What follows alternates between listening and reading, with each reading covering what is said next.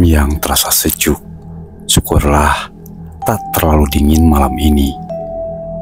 Walau genangan-genangan air hujan tadi terlihat masih ada di jalan raya.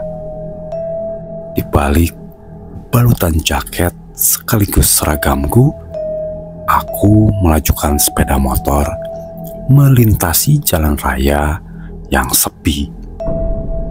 Terlihat di pinggir jalan orang-orang berjaket hijau sama sepertiku sedang asik mengobrol sambil menunggu datangnya orderan. Suasana malam kota ini memang menjadi agak berbeda setelah munculnya profesi ojek online ini. Kini banyak pengendara berjaket hijau yang mondar-mandir di sekitar kota yang telah terlelap ini. Mas, sesuai aplikasi ya, jangan terlalu banyak sambal, kata seorang customer yang berujar melalui chat di layar smartphoneku. Segera aku menjawab, "Oke." Aku sampai di sebuah rumah makan malam.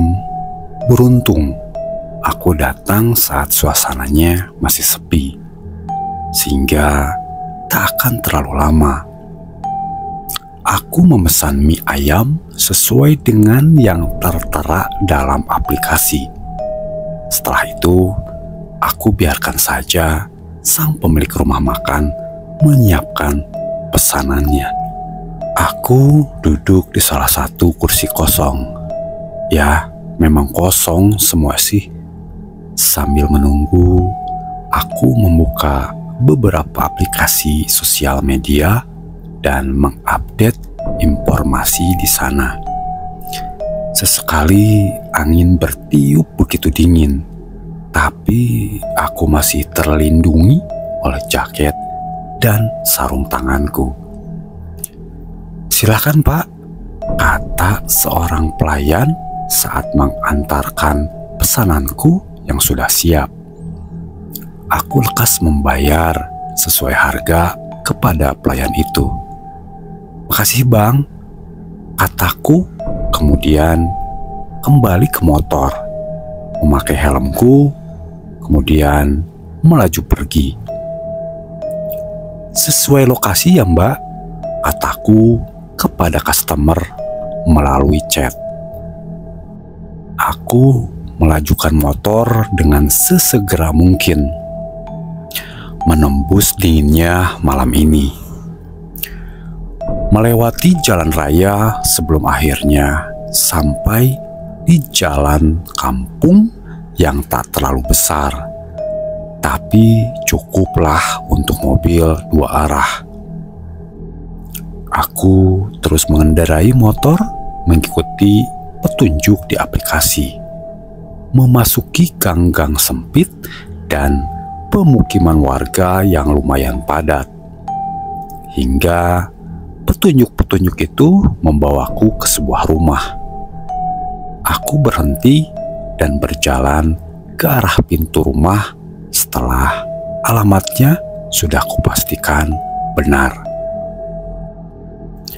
"Assalamualaikum," ucapku sambil mengetuk pintu perlahan. Rumah itu terlihat gelap. Tampaknya beberapa dari mereka sudah terlelap.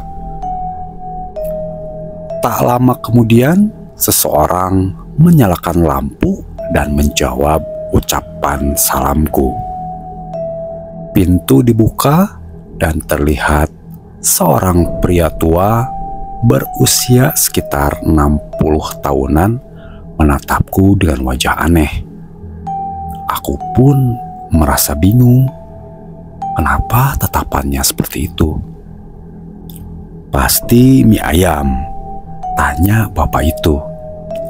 "Iya Pak, atas nama Irma Stianingrum," kata bapak itu yang mendahuluiku berbicara. "Iya benar Pak," ucapku yang agak canggung. Bapak itu mempersilahkanku duduk di beranda rumah yang sudah tersedia kursi. Aku duduk sambil menunggu bapak itu kembali. Sedangkan pesanannya sudah beliau bawa masuk ke dalam rumah. Halaman rumah ini cukup luas.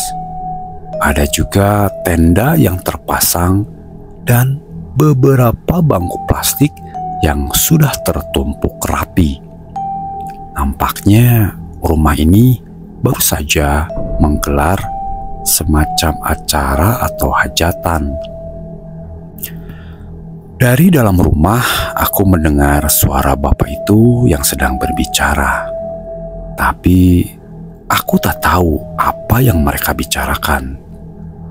Tak lama kemudian, bapak itu kembali keluar dan memberikan uang pecahan 100.000 rupiah kepadaku. Kembaliannya ambil aja ya nak, kata bapak itu. Kok gitu pak? Tanyaku. Ah udah, itu sebagai tanda terima kasih karena kamu masih mau mengantar pesanan anak saya di malam yang sudah larut ini.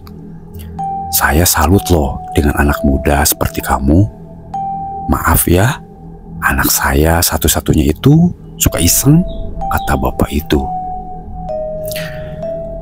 Ucapannya memang memujiku, tapi ekspresi dari bapak ini aneh. Wajahnya begitu datar dan tak ada senyum. Setelah beberapa kali kutolak, bapak itu terus memaksa. Dengan alasan mengantuk dan ingin segera istirahat, bapak itu menyuruhku segera pergi dan membawa uang itu. Akhirnya, kalian tahu sendiri, aku pergi membawa uang itu. Alhamdulillah, lumayan rezeki di tengah malam yang gak disangka-sangka. Aku kembali ke motorku, dan setelah pamit dengan bapak itu, aku segera mengendarai motor meninggalkan rumah itu. Setelah beberapa meter dari rumah dan hendak memasuki gang, aku berhenti dan melihat sebuah bendera kuning dengan nama Irma Setianingrum. Baru saja meninggal hari ini. Nama itu jelas adalah nama yang ada di aplikasiku. Posisi rumahnya juga cuma beberapa meter dari bendera kuning ini. Aku bingung dan menoleh ke arah rumah tadi. Terlihat bapak itu masih berdiri di depan rumahnya dan menatapku dari kejauhan. Dan terlihat bapak itu menggerakkan tangannya, memberikan isyarat supaya aku segera pergi. Mulutnya juga seperti mengatakan sesuatu, namun aku gak bisa mendengarnya karena kejauhan. Hanya satu yang aku pahami, bapak itu hendak menyuruhku agar segera pergi dari sini secepatnya. Aku merinding ketakutan. Bapak itu memakai sandal dan hendak berjalan menghampiriku. Tapi jalan dari bapak itu terlalu lambat. Tiba-tiba layar di smartphoneku bergerak sendiri. Sebuah video call masuk dari nomor Irma Setianingrum. Aku tak mau mengangkat video call itu. Akan tetapi smartphoneku menerima video call itu dengan sendirinya, seperti ada dikendalikan oleh seseorang.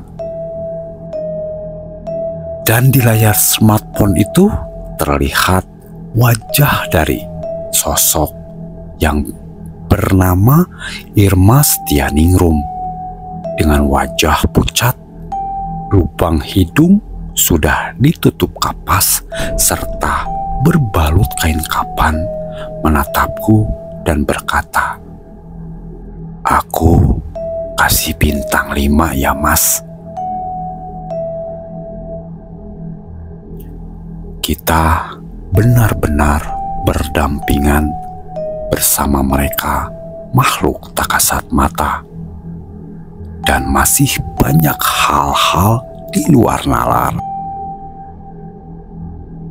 yang mungkin belum bisa dipecahkan secara logika. Sampai ketemu lagi di cerita-cerita seram lainnya hanya di Jurnal Horor. Salam horor.